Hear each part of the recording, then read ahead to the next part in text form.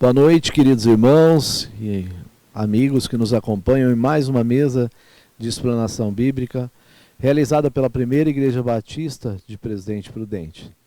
Nós queremos agradecer você que nos acompanha nesse momento, ou que irá nos acompanhar em algum momento, para mais esse estudo da palavra do nosso Deus. E o desejo do nosso coração é que essa palavra venha falar aos nossos corações, ao coração daqueles que nos acompanham nesse momento, que você perceba realmente o recado que o Senhor tem a transmitir a você e a mim, através desse estudo que teremos. Nós vamos estudar hoje a lição 9 da nossa EBD, que é Confiando na Direção de Deus. Aqui nós adotamos a revista Compromisso, da editora Convicção, e estamos nesta lição. Hoje nós vamos estudar o texto áureo que se encontra lá em Mateus capítulo 6, versículo 26. Está aqui conosco nesta noite para o estudo desta lição o pastor Luiz Antônio Ribeiro, que é um dos membros do nosso colegiado pastoral, e também o pastor Anísio Almeida, que também nos auxilia aqui nas nossas missões. Gostaria de agradecer a presença dos amados pastores aqui conosco, também o nosso irmão Flávio Claudino de Araújo, que está no som e na transmissão. Nós vamos fazer a leitura do texto áureo da lição, Mateus 6, 26.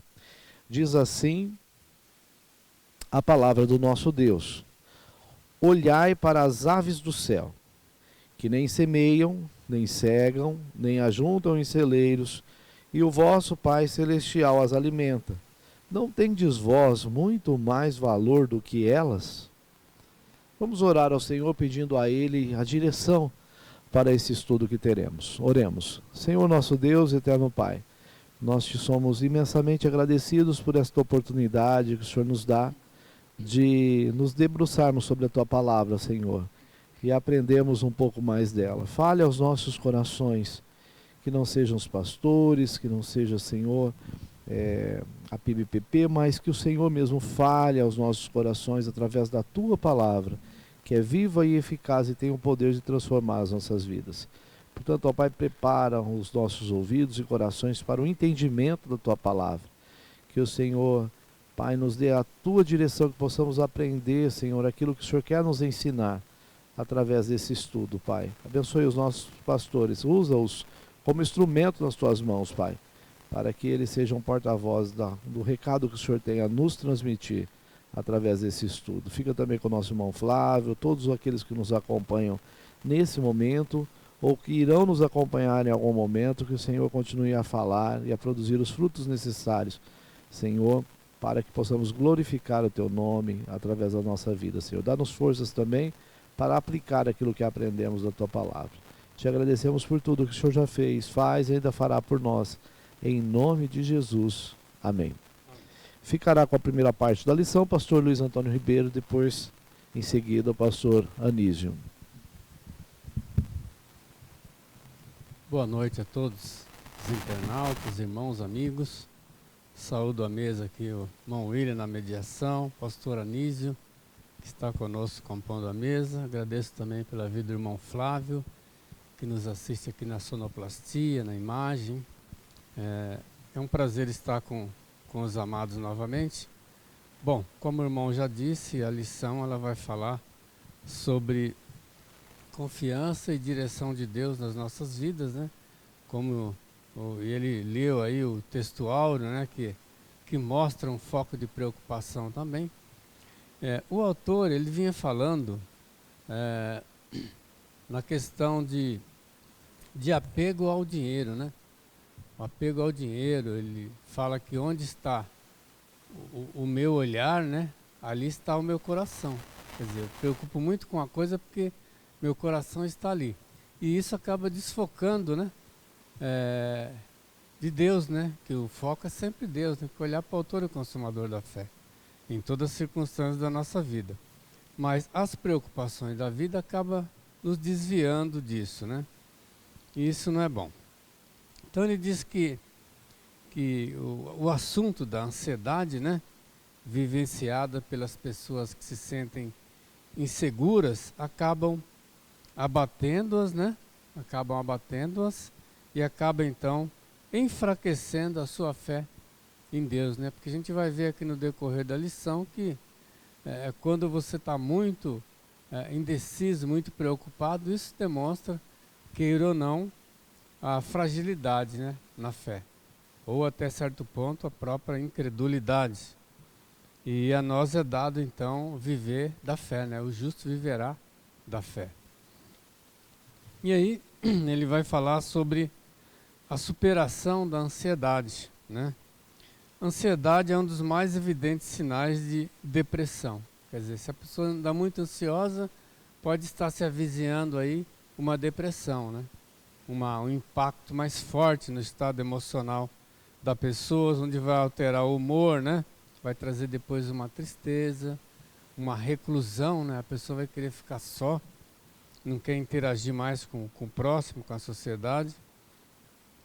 E essa desesperança toma conta, né? Da vida da pessoa. Só que essa desesperança vai fazer você se fechar e piorar, porque você não vai ter clareza, né, para enfrentar os problemas e procurar solucioná-los, né?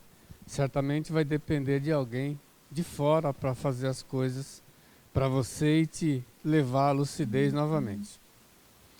No contexto do mundo atual, um percentual alarmante de pessoas que sofrem desse grande mal, que é a depressão, né? A questão sobre a causa da depressão tem diferentes respostas. No parecer de Jesus, a ansiedade é uma delas, né? Onde vai fragilizar o homem, né? E ele vai então ficar deprimido justamente pela preocupação de quê? Da escassez, né? O autor trabalha com roupa, com alimento, mas aí entra muitas outras coisas que pode levar a pessoa a andar ansiosa, né? Por exemplo, a querer comprar um veículo novo, às vezes não pode, ou se compra sem pensar, achando que pode lá na frente vem uma situação adversa, uma conjuntura econômica que muda alguma coisa e ela já não pode pagar. Quer dizer, vem aquela frustração, né? Por não poder completar aquele grande sonho seu.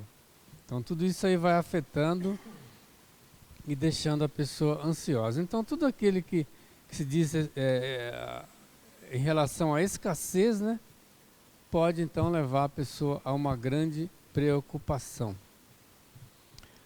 Aí ele vai dizer que no mundo dos incrédulos, o bem-estar físico é o foco das atenções que absorve os esforços humanos na preservação da vida, em razão do medo e da morte. Então ele vai falar que esse tipo de coisa pode ser comum para os incrédulos, para os gentios, né? Para aquelas pessoas que não têm verdadeiramente conhecimento de Deus e não têm um relacionamento com Deus a ponto de pensar assim, bom, Deus, né? Ele é todo o poder, né? Ele é meu pastor, ele é meu Senhor, né? Logo ele vai suprir as minhas necessidades, ele vai me socorrer.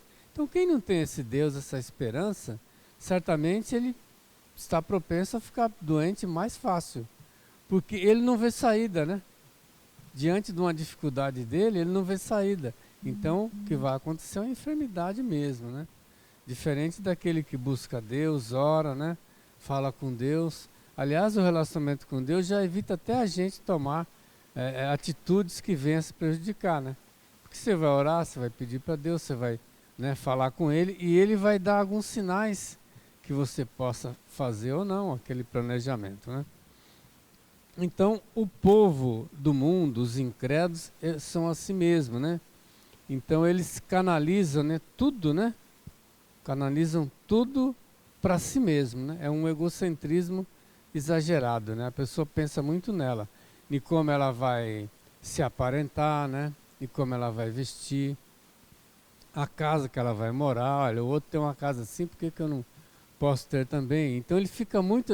Ele tem como referência o próprio mundo, né? As próprias pessoas, e então quer se colocar de uma forma que ele esteja igual ou melhor do que o outro. Em todo sentido, né? Na roupa, na aparência. Veja que a sociedade, ela é tão assim, maluca, né? Que uma pessoa, o tempo vai passando, ela vai envelhecendo, vem as rugas, e ela não aceita aquilo, ela quer permanecer com aquela fisionomia aparentemente boa, né? Sem rugas. Então o que ela faz? Ela vai ter que ir atrás de fazer uma cirurgia plástica, tudo para manter aquele mesmo performance. Não vai manter a aparência, né? Mas a estrutura está fraca, já debilitada, não tem o mesmo vigor, a mesma esperteza, mas ela quer pelo menos aparentar que está bem. Então tudo isso aí vem a ser um desgaste, né? Vem um desgaste. E ele cita aqui a questão de Lucas 12:13, né? Que fala na questão judicial lá de dividir uma herança e tal. E ele diz: Jesus se recusou a interferir nas questões da natureza judicial e advertiu a todos dizendo: cuidado, evitai todo tipo de cobiça, pois a vida do homem não consiste na grande quantidade de coisas que ele possui. Então, outra coisa assim que a gente vê acontecer, né? Essa questão de divisão do espólio, né? Do patrimônio, dos bens deixados pelos pais, né? Às vezes a pessoa até já tem uma vida estabilizada, mas se os pais deixam uma herança, ela, nossa, todo mundo corre, um vai primeiro que o outro, julgando que o outro pode usurpar ele, né? Tirar a mais que ele. Então fica aquela briga, mesmo sem as pessoas terem necessidade, eles acabam tendo uma briga muito grande. E isso significa o quê? Uma cobiça. Uma cobiça é querer ter muito, né? E Jesus, então, aqui ele aconselha, né? Evitai todo tipo de cobiça, pois a vida do homem não consiste na grande quantidade de coisas que ele possui. Então, não é o quanto eu tenho que vai mensurar se eu sou uma pessoa boa de caráter ou não. O que mede é outra coisa, né? É o meu estado de justiça, de temor a Deus, né? De responsabilidade com a família, na sociedade e assim por diante. E não o que eu tenho, né? O poder financeiro que eu tenho. Então essas palavras de Jesus equivale a dizer que a ansiedade e a cobiça são parceiras em tudo que se refere à vida material, né? Realmente são parceiros, né? Primeiro vem a cobiça, depois vem o desejo de querer ter muito, aí vem a fraqueza no meio do caminho, e aí depois vem a ansiedade e a depressão. Ele diz que o mundo, né, ele cita aqui Hernan Dias Lopes, né, citando no seu comentário de Mateus, que o mundo está adotando um conceito reducionista, nivelando o homem com os animais, né? É outra realidade que a gente tem visto, né? A gente às vezes faz alguma crítica aqui, as pessoas às vezes nem gostam, porque, por exemplo, tem gente que gosta tanto de cachorrinho, que chama o cachorrinho de filhinho, né? Que coloca na cama para dormir entre o casal, né? Eu, na hora da refeição coloca ali na mesa. Então, realmente é um reducionismo mesmo, né? Está reduzindo o homem, né? E Deus, quando fez todas as criaturas, o homem, ele coroou, né? Com a inteligência, né? Então, o homem é chamado de a coroa da criação, né? O melhor. Aí, de repente, as pessoas eles querem reduzir, né, a materialidade, né? Então, isso é muito ruim. Então, ele emite também um parecer de que a ansiedade não consiste em privar-se da previdência quanto ao futuro. Em sua concepção, a ansiedade tem o poder de desviar os nossos olhos de Deus e fixá-lo nas circunstâncias. A ansiedade é um ato de incredulidade, de falta de confiança em Deus, onde começa a ansiedade e termina a fé. Então, pode categoricamente cravar que ansiedade é igual falta de fé. É lógico que algumas coisas pode acontecer sem a minha, como direi assim, sem a minha participação, né? Sem a minha iniciativa. Pode acontecer algumas circunstâncias que advêm de ações externas, né? E eu posso ser atingido. Não é isso que o autor, na verdade, está se referindo, né? Ele está se referindo àquela ansiedade onde eu faço isso, onde eu planto isso, né? Veja que o início aqui do texto, ele é muito claro. Por isso vos digo, não andeis cuidadosos com a vossa vida, pelo que haveis de comer ou pelo que haveis de beber, nem quanto o vosso corpo, pelo que haveis de vestir. Não é a vida mais do que o mantimento e o corpo mais do que a vestimenta? Então ele está falando não de uma situação adversa que aconteceu comigo, mas de uma situação que eu provoco, né? Que eu faço, né? Andar assim, cuidadoso é andar se ocupando com as coisas. Eu tenho que comer? Todo mundo tem que comer. Tem que vestir? Todo mundo tem que vestir. Então você trabalha com a força do seu trabalho, você se veste, você se alimenta. Agora, a grande questão é como eu faço isso, né? Se eu faço isso com moderação, ou se eu faço isso com exagero e depois não consigo, como quem diz assim, suportar, né? E honrar tudo aquilo que eu fui atrás. Então a gente tem que tomar cuidado, porque a maioria dos casos da ansiedade é por conta da minha falta, da sua falta, da nossa ação impensada, né? Às vezes a gente acaba caindo assim em ciladas. O autor agora vai falar sobre fugindo na inversão de valores. Ele citando aqui a parábola do rico insensato, né? Em Lucas 12, 16 a 21. Jesus comentou sobre a imprudência daqueles que vivem em função do acúmulo de bens materiais, destituídos da fé em Deus, dominados pela ignorância sobre a vida na eternidade. Eles dizem à sua própria alma: descansa, come, bebe e alegra-te. Então ele está falando, né, daquela pessoa que está só focada nas coisas materiais mesmo, né? No dinheiro. Essa questão do rico, né, insensato, por exemplo, ele produziu tanto, né, criou silos e mais silos, guardou tudo aquilo e ficou numa boa, como quem diz, agora eu vou ter mantimento, sustento, né, para a minha vida inteira. E Deus nos alerta, porque se você pensa nisso, de repente sua vida pode ser ceifada, né? E para onde você vai? O dinheiro vai ficar aí, eu não vou levar nada. Mas a vida após a morte, como vai ser? Né? Se eu não construir a minha vida no reino de Deus, então logicamente eu vou perecer depois, né? Então o grande alerta, faça o que tiver que fazer, como o próprio Salomão fala para o jovem, né? Faça tudo, divirta-se, faça o que vocês quiserem, mas saiba de uma coisa, que tudo que nós fizermos, nós daremos conta do que nós fizermos. Então assim, viva bem, viva alegre, a gente consome mesmo, tudo isso é necessário, mas a gente tem que ter moderação e tem que se priorizar sempre Deus, né? E não as coisas materiais, não o dinheiro. O dinheiro, ele traz uma aparente felicidade para mim, mas há momentos na vida que o dinheiro não vai poder fazer nada. Se não for o próprio Deus, o dinheiro não vai poder fazer nada. É por isso que a ênfase na oração é muito importante, porque a oração é a prática e o entendimento e a fé de que na oração você vai conseguir coisas impossíveis. Esse é o grande milagre da oração. Que na oração eu vou falar com Deus justamente para eu conseguir coisas impossíveis, que eu não posso fazer na oração que Deus vai fazer por mim, né? Então, dependência de Deus.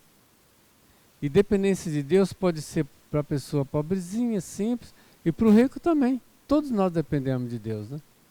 Todos nós dependemos de Deus. Então, essa inversão de valores não é bom. Inversão de valores é você se apegar mais ao tesouro e esquecer de Deus. Tem que estar sempre primeiro Deus e depois as coisas materiais, né? A esses que assim procedem, Deus diz: insensato, esta noite te pedirão a tua vida, e o que tens preparado, para quem será? Então Jesus concluiu a parábola dizendo: assim é aquele que ajunta tesouros para si, mas não é rico diante de Deus. Segundo as Escrituras, a escassez de provisões põe em evidência uma triste realidade vivenciada no âmbito espiritual. Por negligência ao cultivo da devoção, em detrimento da fé no Supremo Criador, que tudo provê. Muitos crentes concentram suas atenções nos deleites custeados pelas riquezas e, quando estas lhe faltam, entram em depressão. Entram em depressão e a Escritura diz: seja a vossa vida isenta de ganância e contentai-vos com o que tendes, Porque ele mesmo disse: nunca te deixarei, jamais te desampararei. Então, toda vez que a gente se apega às coisas materiais, quando em uma circunstância que o dinheiro não dá para resolver, aí vem a enfermidade. Por quê? Porque você se acostumou a fazer tudo com ele. Ah, se eu precisava lá, eu compro, eu troco, eu vendo. Tudo envolvido no dinheiro. E quando você tem, até que prove o contrário, o que você pode fazer, você faz.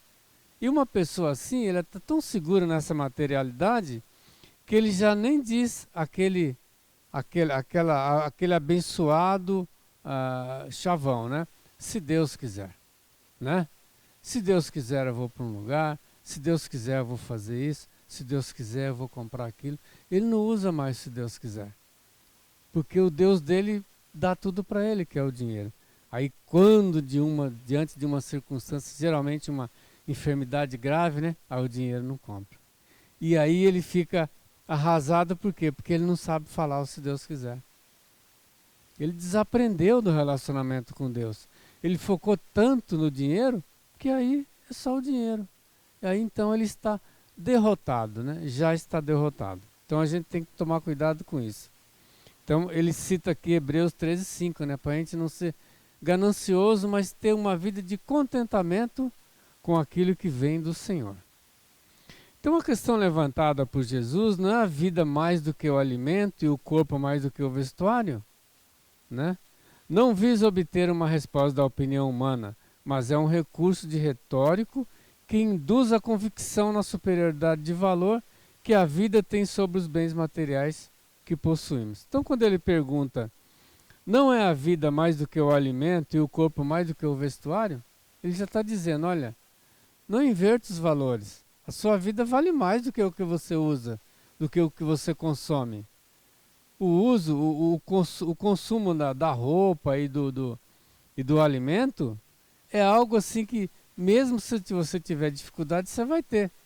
E aí ele compara, inclusive, né, a flor lá, né, os lírios, né, do campo, que diz que nem Salomão, com toda a sua riqueza e sabedoria, se vestiu como o lírio do campo. Olha que coisa!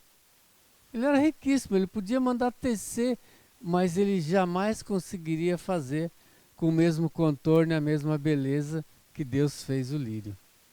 Então, não é mesmo? Então ele está falando, olha, para que você, né, valorizar mais a coisa material e menos a vida? Tem que valorizar mais a vida, né? Então essa inversão de valores, ela está acontecendo na nossa sociedade, no mundo de uma maneira geral, né? Então aquele que tem Cristo como Senhor e Salvador não pode cair nesse engodo, nessa enganação, né? Não pode, não vai nessa, não vai nesse embalo do mundo, que a gente for para o modismo, a gente acaba também copiando isso e se dando mal, né?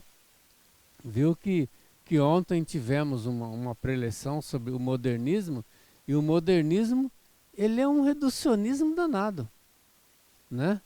Ele joga toda a estrutura, né, que a gente aprendeu de Deus ao longo do tempo, na adoração, na ritualística, tudo por terra.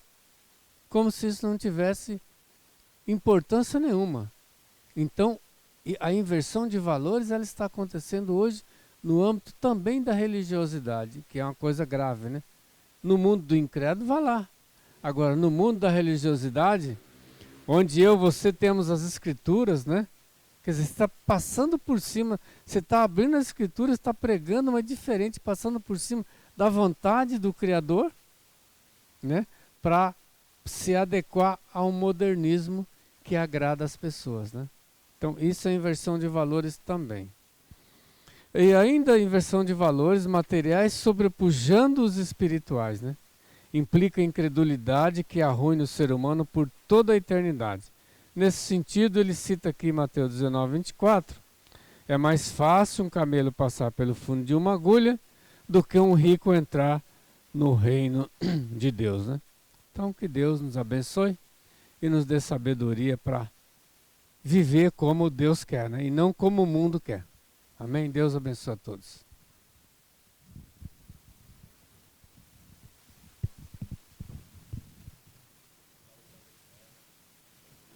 Diácono William, está ali também o irmão Flávio na transmissão. E saúdo aos irmãos que estão nos assistindo. Nosso cordial boa noite. E que a graça e a bênção do Senhor continue sobre cada um. Continuando aqui a nossa lição, vamos avançar para o ponto 3, vivenciando a providência de Deus. Ou seja, nós já ouvimos uma excelente explanação aqui do pastor Luiz sobre a questão da ansiedade, né? E o ensinamento do nosso Senhor Jesus Cristo a respeito dela, ou da necessidade que nós, como cristãos, temos de não dar lugar à ansiedade nas nossas vidas, à preocupação com o dia de amanhã em nossas vidas. Agora vamos ver algo, um pouco aqui, estudar sobre a providência de Deus. Ou seja, a maneira como Deus age nas nossas vidas, logicamente, quando cumprimos o requisito que está ali no verso 33. Mas buscai primeiro o reino de Deus e a sua justiça, e todas estas coisas vos serão acrescentadas. Eu começo com uma citação do pastor e evangelista inglês Leonard Ravenhill.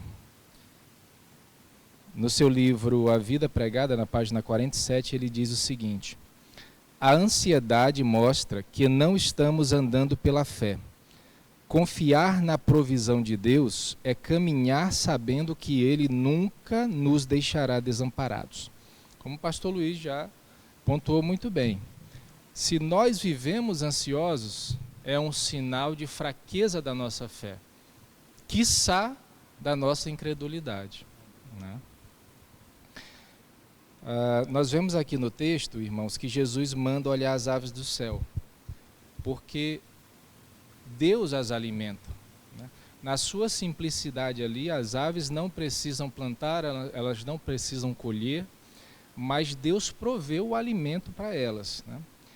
E nesse ensinamento, Jesus Cristo lembra que a ansiedade não acrescenta uma hora à nossa vida. Está lá em Mateus 6, 26 e 27, esses dois versículos trazem esse ensinamento, trazem essa ideia.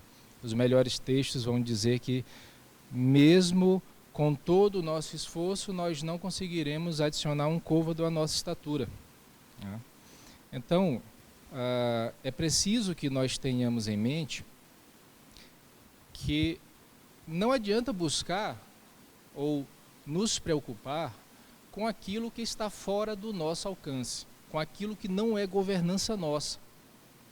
O que nós precisamos fazer, como já foi pontuado também pelo pastor Luiz, é colocar o que está na dependência ou na governança de Deus nas mãos de Deus e fazer a nossa parte. Se Deus veste a planta do campo, né, quanto mais cuidará dos seus filhos, né? Aqui o verso 6:30, eu quero ler aqui para os irmãos mais uma vez, vai dizer o seguinte: pois se Deus assim veste a erva do campo, que hoje existe e amanhã é lançada no forno, não vos vestirá muito mais a vós, homens de pouca fé. Aqui está bem explícito aquilo que nós já falamos anteriormente, que é a questão da fé. A fé é o antônimo da ansiedade, né? Dos cuidados da vida, ou seja, dos cuidados exagerados com a vida, com o básico, né? Com o que nós haveremos de vestir, de comer ou onde habitar. A verdade, queridos irmãos, é que desde a criação Deus proveu alimento aos homens e a todos os seres vivos, né? Está lá em Gênesis 1, 29 e 30. Eu quero aqui fazer a leitura também, para que a gente deixe bem contextualizado. Gênesis 1, 29 e 30.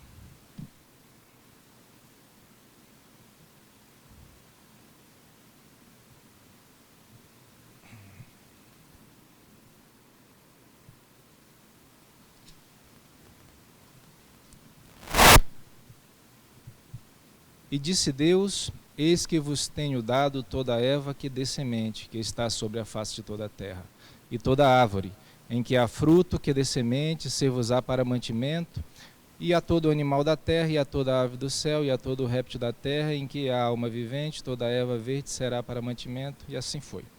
Então, desde o início, desde a criação, Deus já tem providenciado o necessário, né? Não apenas para o homem, mas para cada ser vivo, cada ser da criação de Deus. Deus já proveu, ou tem provido desde o início, né, e provê todos os dias o necessário. Então nós não temos, mais uma vez, nós não temos que andar preocupados com o dia de amanhã. Nós não temos que andar preocupados com o que vamos comer, com o que vamos beber, né, com o que vamos vestir. Eu gosto muito de lembrar a mim mesmo, em primeiro lugar, né, porque eu também sou ser humano e eu corro esse risco de andar ansioso por algumas coisas da vida, porque nós passamos por lutas diariamente, e isso faz parte da vida cristã, porque muitas vezes, irmão William, essas lutas ou a aparente falta ou momentânea falta pela qual às vezes nós passamos é Deus nos provando, ou Deus nos ensinando a depender mais dele. Como o pastor Luiz falou muito bem quando leu sobre a questão de dois senhores, Deus ou o dinheiro, né, o mamon, as riquezas. Um dos sinais para conhecermos de verdade quem é o Deus de alguém é descobrir de quem ele depende, né? Em quem ele confia, melhor dizendo, né? É por isso, penso eu, que a palavra de Deus fala que é muito difícil um rico entrar no reino de Deus, porque ele já está habituado a colocar a sua confiança no dinheiro. Ele pode quase tudo, Já o pobre não. O pobre desde o começo aprende a confiar em Deus, a buscar o seu sustento, a sua provisão em Deus. Mas eu disse difícil, né? Como a Bíblia diz, é difícil, não é impossível, né? Continuando, eu quero trazer aqui uma outra citação do pastor inglês Charles Spurgeon, e ele escreveu isso aqui no seu comentário do Sermão do Monte. Ele disse o seguinte: a providência de Deus não é apenas uma sombra distante de cuidado, ela é o sustento constante de cada criatura, provendo para os justos até nas menores necessidades da vida diária. Ali, quando nós lemos a vida do profeta Eliseu, nós vemos o cuidado de Deus com pessoas bem simples, né? A viúva, ali, o profeta Elias também. Ou seja, as pessoas mais simples, em suas menores necessidades, às vezes, né? Ou nas necessidades mais básicas, Deus cuida, Deus provê, né? E o necessário nós já lemos aqui, olha, coloca a confiança em Deus e busca primeiro o reino de Deus. Eu penso que esse aqui é o segredo da gente estar sempre livre de ansiedade e recebendo a provisão de Deus. Continuando, o pecado, né? O pecado fez o homem gestor de sua própria destruição, mas Deus trouxe por meio da redenção essa provisão, né? Esse outro tipo de provisão, que é a provisão salvífica, a provisão redentora em Cristo Jesus.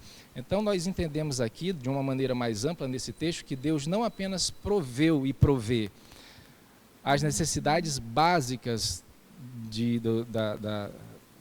do ser humano como criatura, né? Como homem, como mulher, ali a parte material, mas também Deus, por meio de Jesus Cristo, mediante a queda anterior do homem, proveu a salvação também, né? Proveu a redenção em Jesus Cristo. Aqui, baseado em Mateus 25, 34, nós entendemos que o Evangelho do Reino anuncia essa provisão redentora de Deus e chama ao arrependimento, trazendo o homem de volta ao reino preparado desde a fundação do mundo. Então, aqui mais relativo ou referente à obra de Jesus Cristo, que trouxe ao homem essa provisão redentora, que trata mais pontualmente ou mais objetivamente da aliança com Deus, né? Do homem reaver essa aliança perdida enquanto ser humano, né? Enquanto humanidade. Não estou dizendo que cada homem ou cada mulher, quando nós falamos voltar ao reino de Deus, que já tenha feito parte. mas a humanidade como um todo, né? Na pessoa dos nossos pais Adão e Eva, porque um dia já fizeram parte do reino de Deus, e como representantes da humanidade a gente pode trazer esse termo, né, de voltar ao reino de Deus, a raça humana. E concluindo, irmãos, tentando fazer um apanhado aqui de tudo que nós estudamos nessa lição tão preciosa, eu quero dizer que a maior ameaça à fé é a ansiedade de quem carece do sustento e não confia na providência de Deus. Existem dois fatos, né? E não são pressupostos, são fatos, né? São verdades. A primeira é que Deus é provedor e de que nós carecemos da sua provisão. Nós somos dependentes dele. E a partir do momento em que nós não acreditamos na provisão de Deus, ou que Deus proverá as nossas necessidades, nós nos colocamos exatamente nesse quadrado perigoso da ansiedade. E aí eu penso que isso acontece muito também porque nós queremos assumir sempre o controle das nossas vidas. Nós temos essa tendência, né? Inclusive toda a humanidade, ou toda não, boa parte da humanidade, ela tem se entregado ao distanciamento de Deus, tem buscado um distanciamento de Deus, tem tentado apagar Deus de todas as maneiras para viver conforme a sua própria vontade, para viver de acordo com os seus próprios objetivos e ser o próprio Senhor de sua vida. Mas isso fatalmente vai levar o homem para um abismo, né, que é esse abismo da ansiedade, da depressão, porque nós não fomos feitos para viver dessa maneira, né? Eu gosto muito da expressão que alguns teólogos utilizam, né, a Bíblia é o manual do fabricante, né? Nós somos criaturas, nós somos criados por Deus, que é o Criador. Deus deixou um manual aqui para que nós estudássemos e aprendêssemos como viver de maneira pacífica, justa, feliz. À medida que nós rejeitamos entender esse manual de sobrevivência aqui do ser humano, que é a Bíblia Sagrada, nós passamos a viver cada vez mais de maneira difícil, de maneira cruel, de maneira triste, né, de maneira isolada de Deus. Então não tem outro caminho, né, senão esse caminho aqui. O evangelista Billy Graham disse certa vez o seguinte: ansiedade é o resultado natural de centralizar nossas esperanças em qualquer coisa menor do que Deus e sua vontade para as nossas vidas. Então, se eu coloco as minhas esperanças em algo menor do que Deus, menor do que a sua vontade para as nossas vidas ou para a minha vida, eu já estou trilhando, ou pelo menos já entrei no caminho da ansiedade, e é questão de tempo para eu adoecer emocionalmente. Eu quero trazer aqui, já estou finalizando, uma ilustração sobre a ansiedade do homem. Imagine um agricultor que passa o dia olhando para o céu, tentando descobrir se vai vir chuva ou não vai vir chuva, se a chuva virá hoje ou se virá amanhã ou outros dias. Ele não semeia por conta disso, ele não prepara a terra, ele não cuida da colheita, porque a sua mente está consumida pelo medo do futuro. Assim é o homem ansioso, né? Ele perde a paz, ele perde a eficácia na vida, porque tenta controlar o que está além de seu alcance. Eu achei essa ilustração aqui perfeita, né? Porque é exatamente isso que acontece. Se não está ao meu alcance, eu não tenho por que me preocupar, né? Se não tem como eu resolver, resolvido está. Então, assim, mas é claro que nós falamos assim, mas entendemos que o que não está dentro do nosso alcance, dentro da nossa governança, como eu falei anteriormente, coloca na mão de Deus e confia, né? Agora, falando um pouco para a gente finalizar sobre a doutrina da providência, ela não visa enriquecimento, né? Algumas pessoas confundem isso, né? Que Deus é o dono do ouro e da prata e por aí vai, né? Mas o texto, quando Jesus Cristo aqui está ensinando, ele diz, olha, veja os lírios do campo. Nem Salomão, em toda a sua glória, se vestiu como a qualquer um deles. Isso aqui nos ensina o quê? Que Deus é muito mais poderoso e sábio e capaz do que toda a riqueza do rei Salomão. Então, se eu confiar em Deus, vai ser melhor para mim do que eu confiar nas maiores riquezas do mundo. Então, o texto está nos dizendo isso. Que vale muito mais confiar em Deus do que nas riquezas. Mas há pessoas que, de fato, Pastor Luiz, elas não se contentam com a provisão de Deus. Deus está provendo, mas ela não se contenta. Porque no coração dela, ela não quer somente aquilo, ela não se satisfaz com aquilo, ela quer mais riqueza, e mais, quer mais abastança, ela quer encher o celeiro. Né? Ela quer encher o celeiro. E aí não está mais de acordo, já passou do que a palavra de Deus promete. A pessoa se frustra, a pessoa esquece do reino de Deus, esquece da própria salvação e chega naquele ponto em que a palavra diz, louco, hoje você vai morrer. E aí, o que você preparou para a eternidade, né? Como é que vai ficar a tua alma? Avançando aqui, irmãos, já para o final, Deus é o gestor da existência e instrumentaliza seus filhos para, por meio da sua providência, garantir o pão de cada dia e consolidar seu reino na terra como no céu. No deserto, quando Moisés, instrumento de Deus, estava guiando o povo, havia libertado o povo da escravidão do Egito, levando até Canaã. Deus proveu comida, Deus proveu condições de moradia, ainda que itinerante, né? E quando eu falo em proveu condições de moradia, Deus proveu aquecimento à noite e sombra de dia. Sem isso era impossível viver ali no deserto. Então Deus nos dá as condições, ainda que básicas, mas Deus nos dá as condições para sobrevivermos em qualquer circunstância. Né? Para sobrevivermos, para alcançarmos a nossa subsistência.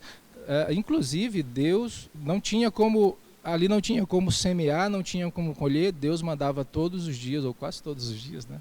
6 dias, do primeiro até o sexto, mandava o maná para o povo. As roupas não se desgastaram, irmão William. Foram 40 anos e as roupas não se desgastaram. Se eles tivessem dinheiro e houvesse ali lojas de roupa, certamente Deus utilizaria uma outra maneira, quer dizer, possivelmente, né? Quem sou eu para dizer o que Deus vai fazer? Mas não tinha outro jeito. E Deus proveu, né? Proveu milagrosamente. Então Deus faz essas coisas nas nossas vidas, não é verdade? E quero só terminar aqui com uma ilustração sobre a providência de Deus. Um jardineiro planta sementes em seu jardim e, embora não possa controlar o crescimento, confia que a chuva, o sol e o solo farão seu trabalho. Ele faz a sua parte, mas sabe que o resultado depende de fatores que estão fora do seu controle. Nossa vida é assim, irmãos. Nossa vida é assim.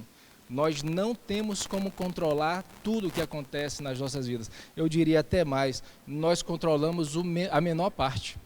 O que está sob nossa governança é a menor parte. Se nós quisermos controlar toda a nossa vida, nós vamos nos frustrar, nós vamos adoecer. Não existe outra opção para o ser humano, para o homem, para a mulher, a não ser confiar em Deus e fazer a sua vontade. Não existe. Né? Ou seja, Deus cuida do crescimento, do sustento e da vida de seus filhos, mesmo quando não vemos os detalhes do seu agir. Isso é bem interessante. Na maioria das vezes nós não vemos esses detalhes. Eles são imperceptíveis a nós, eles são invisíveis para nós. Mas mesmo assim Deus continua cuidando.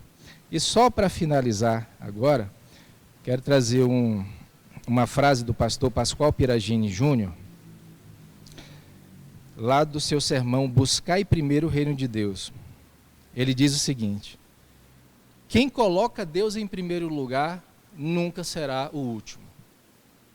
Quem coloca Deus em primeiro lugar nunca será o último.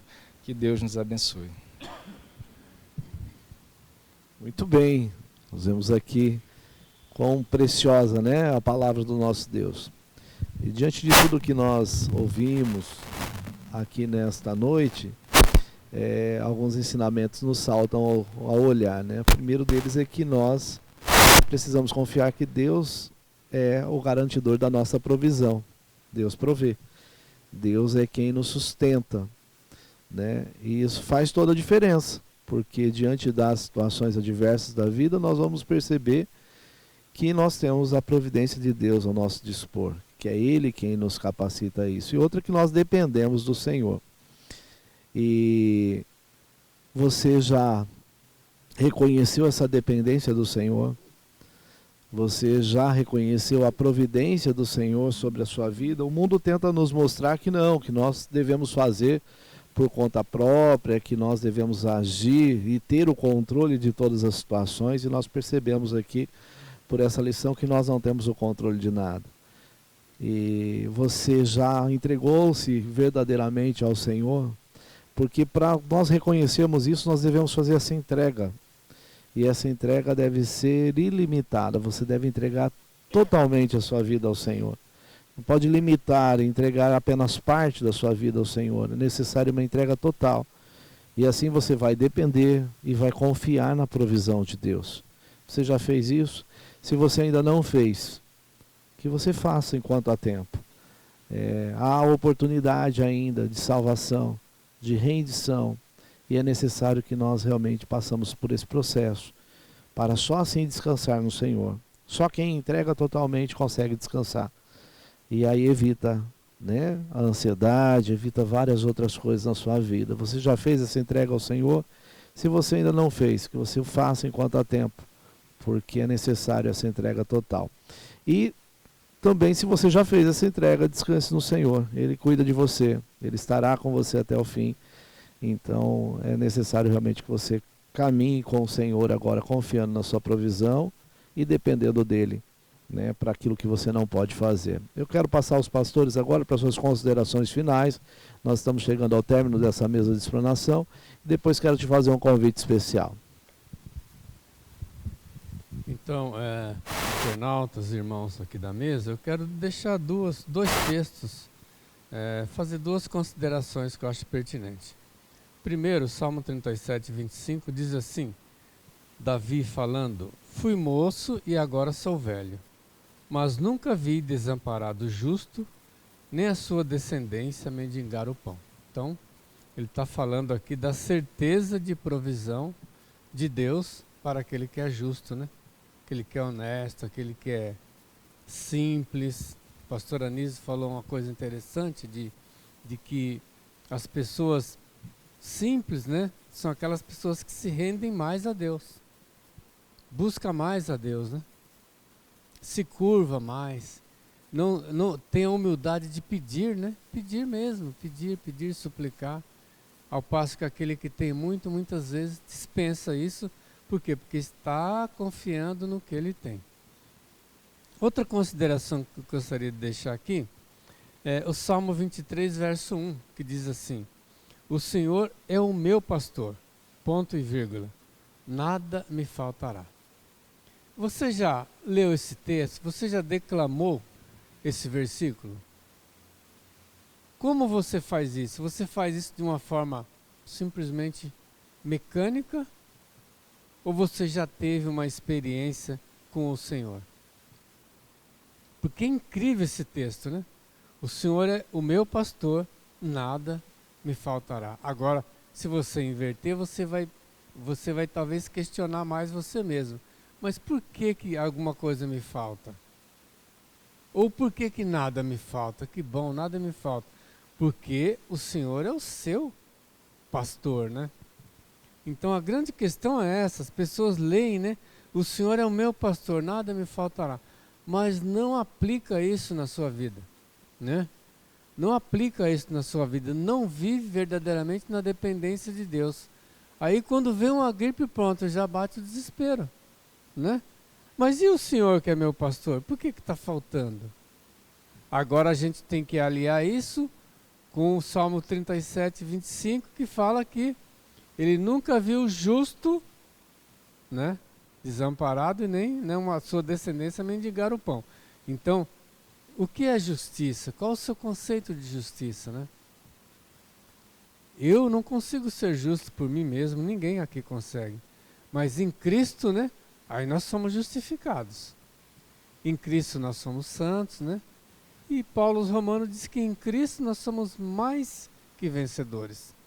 Então o William fez o apelo muito bem. Eu posso até reiterar isso, né? Se você não tem Jesus como seu Senhor, é uma experiência, faça essa experiência.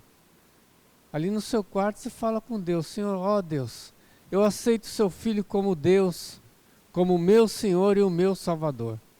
Faz esse pacto, né?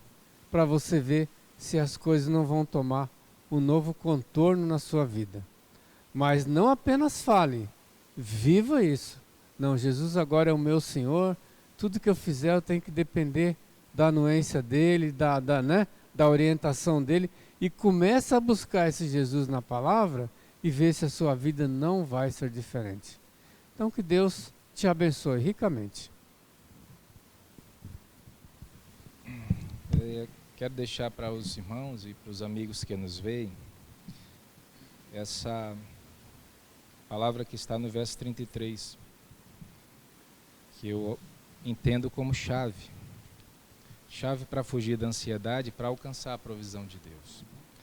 Buscai primeiro o reino de Deus e a sua justiça, e todas estas coisas vos serão acrescentadas. Nós precisamos colocar o reino de Deus em primeiro lugar nas nossas vidas. Nós não devemos ou não podemos esperar que a provisão do Altíssimo venha até nós se nós não priorizamos o seu reino. E priorizar o reino de Deus é deixar o nosso objetivo não de lado, mas em segundo plano. Os nossos planos em segundo plano e em primeiro plano os dele. Nós precisamos colocar os planos de Deus em primeiro lugar. E eu quero que os irmãos entendam bem, quando eu falo de colocar os nossos planos em segundo lugar, né, ou atrás dos planos de Deus, eu não estou dizendo que você deve deixar de ter, deve deixar de sonhar, né, deve deixar de ter os seus objetivos. Mas que todos os seus objetivos, que todos os seus sonhos sejam colocados à luz da palavra de Deus, à luz da vontade de Deus. Sejam peneirados pela vontade de Deus. E o resultado desse peneiramento será o melhor para a tua vida, sem sombra de dúvida. Amém? Que Deus te abençoe.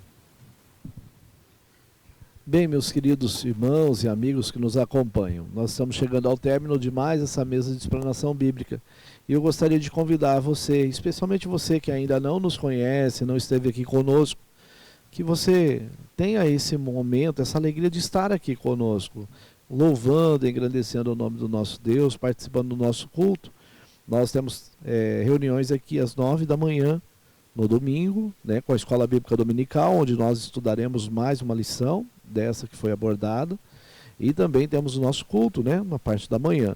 À noite nós temos às 19h30 o nosso culto noturno. Você é o nosso convidado, esteja conosco, venha participar conosco, venha louvar, engrandecer a Deus, aprender mais da sua palavra. Temos trabalhos também com as crianças, os adolescentes, os jovens. E é muito importante em cada faixa etária você aprender um pouco da palavra do nosso Deus, aprender e conhecer a Deus. Quanto mais cedo conhecemos a Deus, melhor vivemos nesse mundo. Você também é convidado a participar das nossas congregações, missões e pontos de pregação. Esteja entrando lá no site da PIBPP, você terá lá informações dos nossos cultos, os endereços das nossas congregações e missões, tanto aqui na cidade quanto nas cidades circunvizinhas.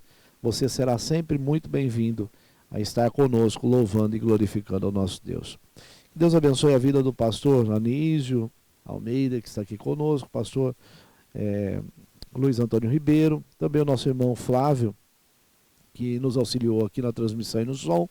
Nós vamos agora com uma oração final, uma palavra de oração, nos despedir dessa mesa de explanação. Para essa oração eu convido o nosso pastor Luiz Antônio Ribeiro a fazer essa oração nesse momento.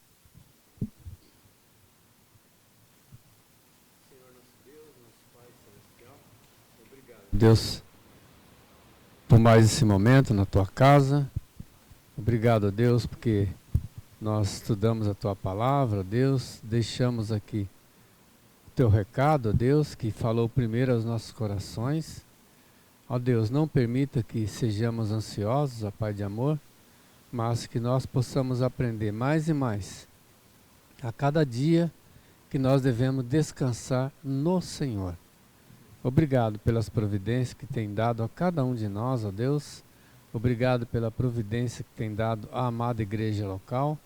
Continua a nos abençoar, ó Deus. Perdoa nossas faltas, nossas imperfeições, no livro de todos os males. É a minha oração agradecida em nome do Senhor Jesus. Amém.